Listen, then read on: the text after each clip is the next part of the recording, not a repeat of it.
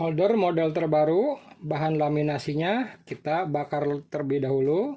Jadi daya rekatnya lebih bagus dan hasil tempelannya lebih kuat dan tidak mengkerut. Oke.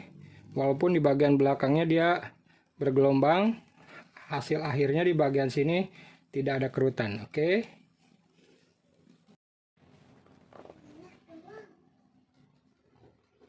Walaupun di bagian belakangnya bergelombang, tidak masalah karena di bagian depannya dia dibakar terlebih dahulu bahan laminasinya agar tidak mengkerut